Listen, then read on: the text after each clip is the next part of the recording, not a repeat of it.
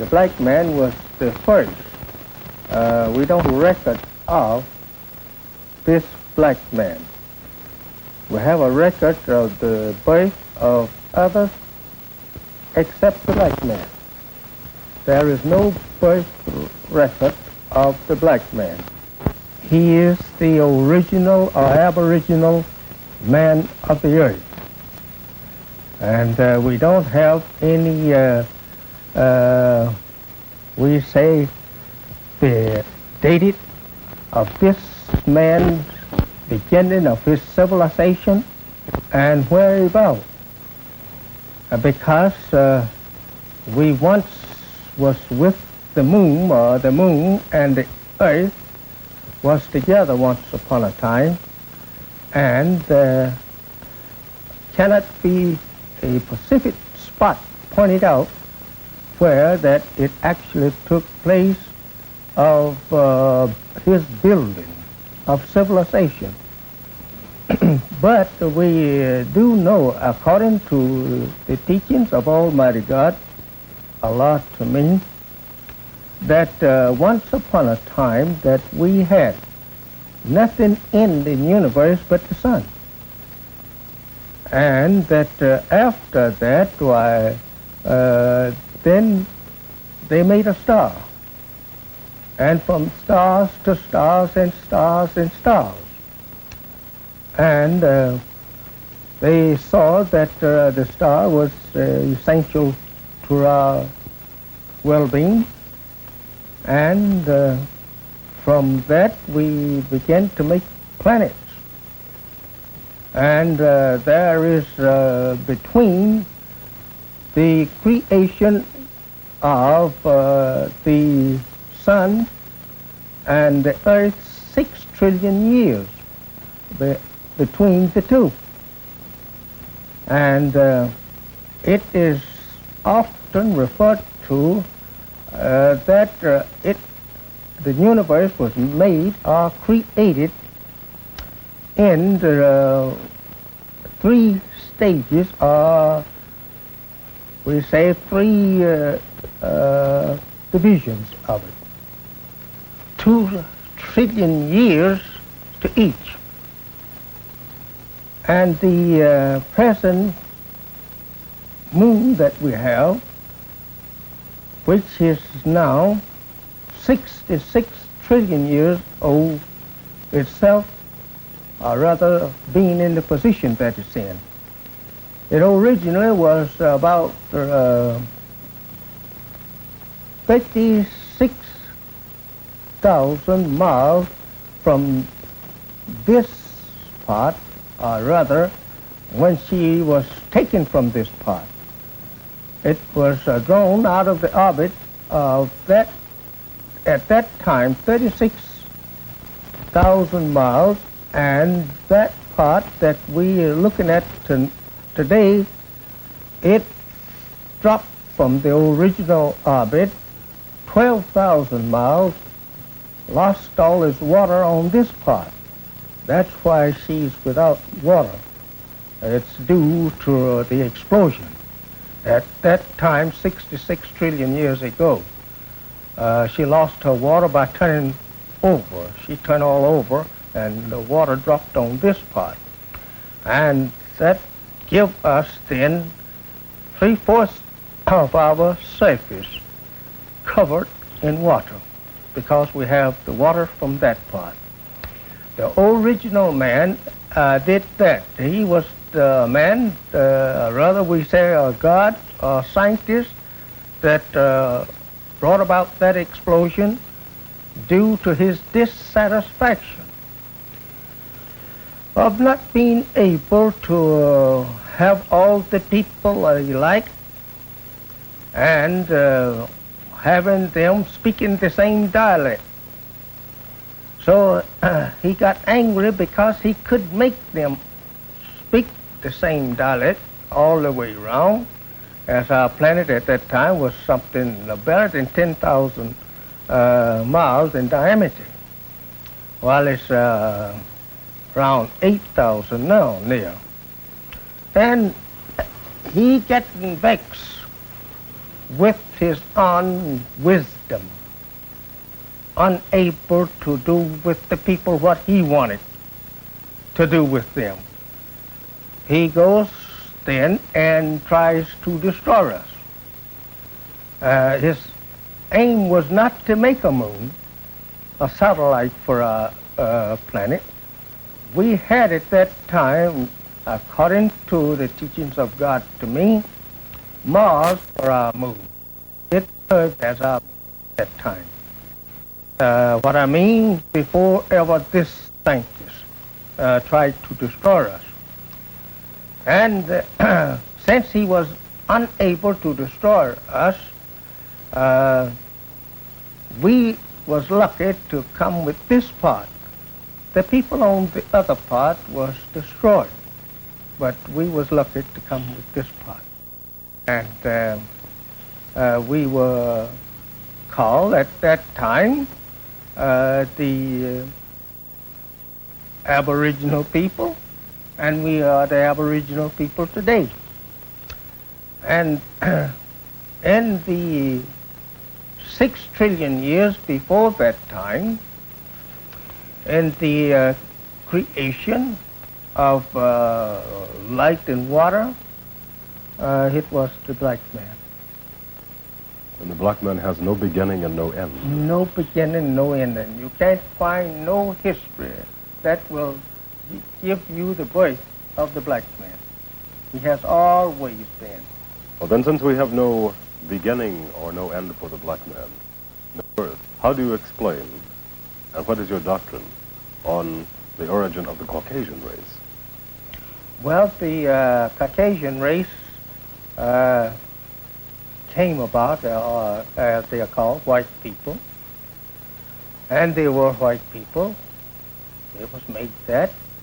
Caucasian is a name given to the quality of the man. Means originally weak bone and stale face. The person have a stale color and his bones are weak and the color Caucasian. But actually he was made white. This was brought about, we would consider just recently, to talking into billions and trillions of years. The Caucasian race, their birth is just here of today almost. That took place 6,000 years ago.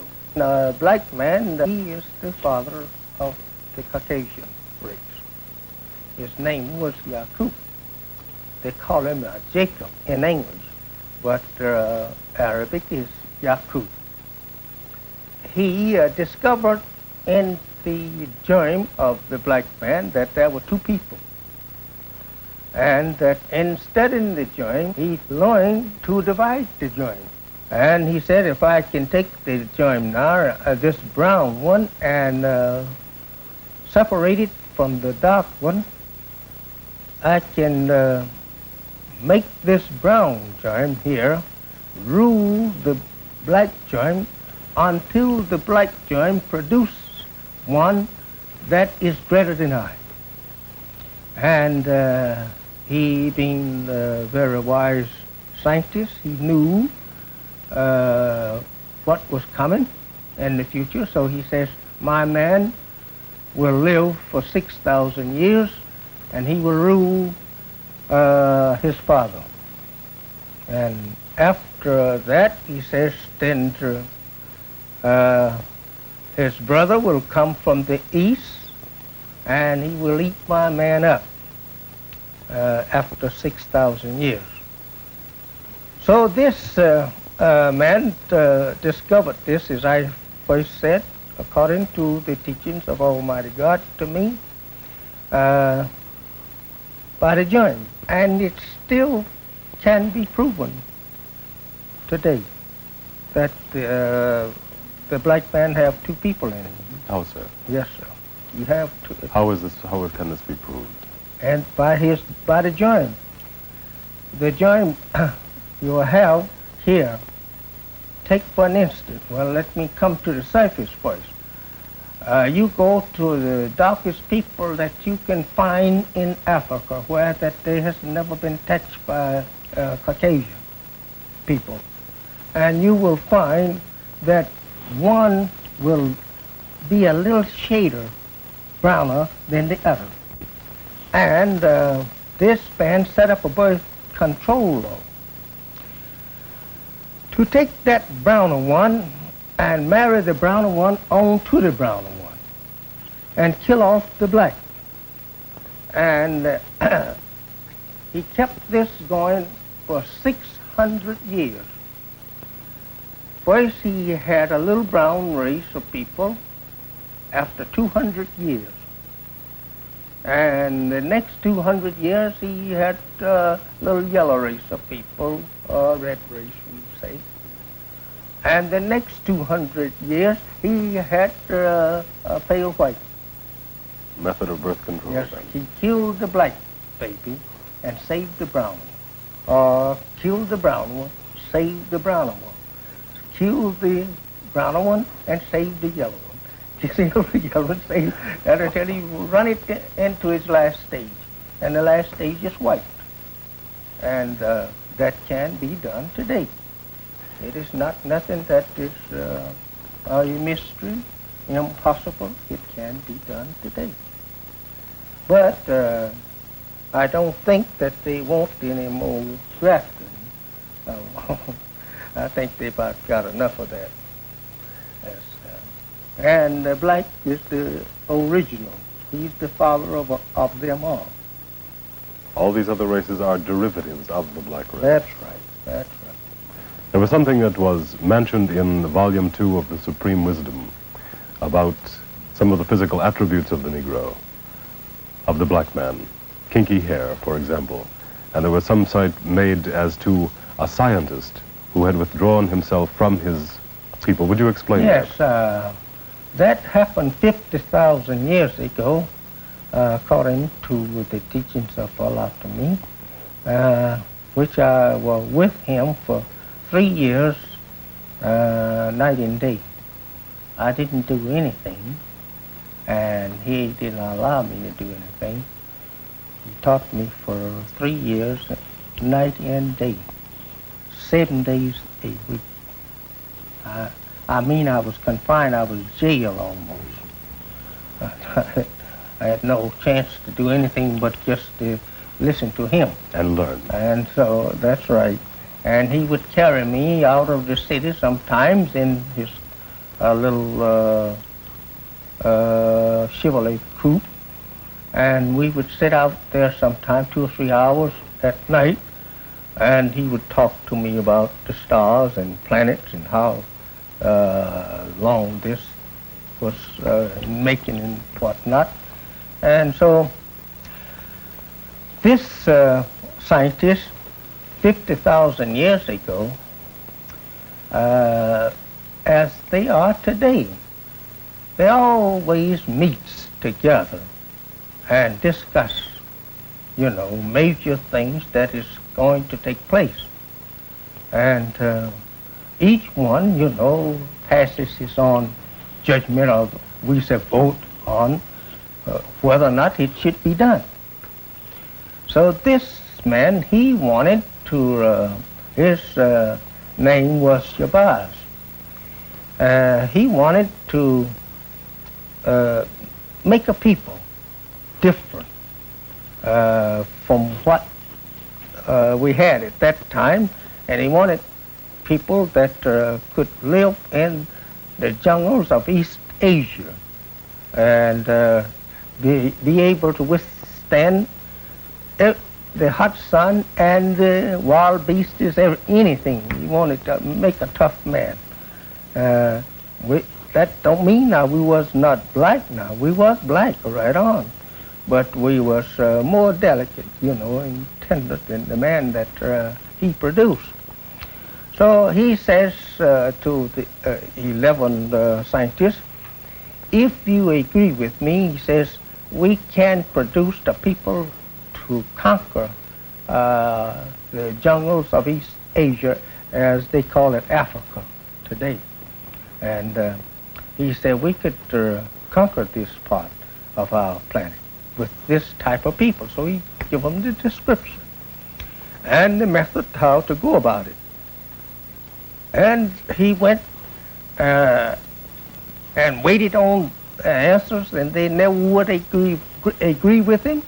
And finally, he said he will not agree with the other 11. He would take his family himself and go and live there and prove to them that he could produce a people that would conquer the jungles of East Asia. And that's where it come in. Was this the origin then of the tribe of Shabazz? Yes, sir. That's the origin of it. Something you speak very frequently of is self-knowledge. Now, what does this mean to you? Self-knowledge is what I am saying now. This is self-knowledge. We have never had the knowledge of ourselves since that we were brought here for slave purposes. We didn't know anything about ourselves. Our grandparents and parents, many of them today who have not heard the ancient history of their people, don't know who they are. And we say, we teach him the knowledge of himself, meaning that he don't know himself. Our people don't know themselves, the average one, because he cannot give any history of himself only from the time that he was put here in the cotton fields of the South. And that history he gotten from his slave master. He know nothing beyond. And this is to give him a knowledge of his fathers and the origin of everything except himself. He cannot get the origin of himself. That would be given to him his birthright. And therefore, you can't give him the origin of himself because you can't give him the birth. Got no birth. We could say that, as God said to me, when I asked him, was not there a beginning? We often, wrangling over the beginning. How did the atom of life begin in the universe? That is such wisdom that we don't like to talk on because you bound to different from me and I'm going to different from you. Because there is no date for it, and to say how it come in action, taking on activity, we don't like to go in because it's just too much. And I wouldn't like for you to ask me further on that, mind, because I don't like to talk on it. It gives you too much talk. You've got to go so far. It's too much to talk on. But you are in your teachings trying to get the so-called American Negro to know his beginning, something of himself. Yes, the black man of America. He's not a Negro. This is the slave master's name given to our fathers under slavery. There's no such thing as a race or nation of Negroes. You don't find that nowhere. This is our people's slang, name given by the white slave masters. Well, he had in it. Let's take a look into why did he call us Negroes after he made us slave. Well, we was pretty dumb when he brought us here. It's not that we can say that we were smart, we were wise. No, that we would not have come here. He could not have brought us here. We was not too smart. And so, after depriving us of the knowledge of ourself, knowledge of our name, the knowledge of our language, of our people, knowledge of our people's history, he called us Negro. Negro means something that is dead, lifeless, neutral. It's a neutral thing. It's something that you have to move, or you put it down, well, it will stay right there until that you move it again. It is not something that it have any power of itself. It's, it's moved by the power of another one. So he gave us this name, and it means something that is dead and lifeless, and that goes for our mental power. After being deprived of the knowledge of yourself, then you're considered mentally dead. You know. And so the book translated, the Bible translated 400 and some years ago, about 50 some years ago now, I think it is. They put in there the resurrection of the dead. When the resurrection of the dead come, that would be the judgment. The resurrection only means the mentally dead people. We are the people to be resurrected. And when the resurrection of the so-called Negro or the black man of Americas, when he is resurrected into the knowledge of self and in the knowledge of God and the devil, then that's the end of the world. And this is it now going on. This is the end of the white man's world. According to the history, scientists, and science, you can take it for granted. It is the end, and this must be done in order to not to give injustice to a person that have no knowledge of what it is all about. So before the God can destroy the world, he must give us a knowledge of why he is destroying it. And why are you killing me? He don't do things unjust. And so he always, according to the Holy Quran, he makes a people aware of why that he destroys them or chastises them. You mentioned that the American Negro is being resurrected to knowledge of himself, self-knowledge. Mr. Muhammad, how did you receive this self-knowledge? I receive this knowledge that I'm teaching and that I'm putting my life against, that if you can prove it other than the truth, from God in the person of one Mr. Farad Muhammad. He used the name Farad Muhammad. When he first made himself known to me and others, he used just the Farad, Wallace Farad. And he had an initial in between there that I never knew what that initial stood for. And that was a W, D. Wallace D. Farad is what he give to us. Then in the third year, on his departure, he told me that his name was Wallace Farad Muhammad, W.F. Muhammad. This was the first time that he revealed his name to you? First time he put the Muhammad to it, yes. So I studied that then. From what he gave to me to study, he gave to me a Holy Quran in Arab, and I couldn't read it.